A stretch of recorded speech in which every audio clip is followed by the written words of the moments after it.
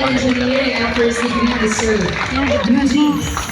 Kasi engineering ko na nag-boarding kayo doon. No, no. Bakit po? I'm so busy for working. Since the time that I'm studying the BS Electrical Engineering, concentrated din po ako sa pagtatrabaho to sustain my schooling. Studies. Ano po ang trabaho niyo po noon, Sir Eugene? Ma'am, marami. Meron. Sa surveying company, nagkatapas ng nadaanan ng surveyor. Tapos, stripe by stripe pag summer, sideline, electrician. Hindi siya masyadong masipag, ano? Okay. Ay, also naging professor dito po, si Sir Eugene. Anong tinuturo ninyo?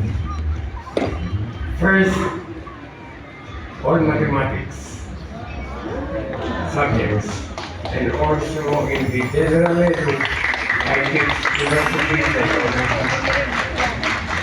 at present, I'm teaching Rizal, like, Ang dami po, ang dami na tinuturo, ang dami rin po niyang ginawa noon. Bakit niyo po naisipan na mag-criminology po? Ulit.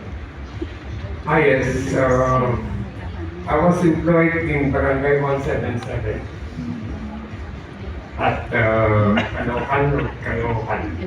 I started with staff in the land housing.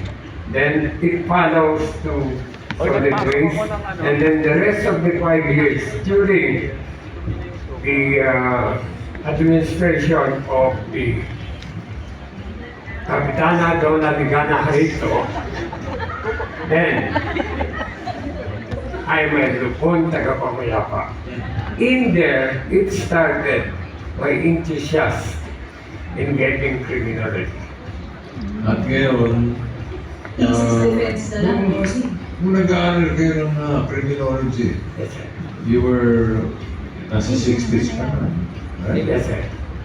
Yung mga classmates mo, mga ilang taon.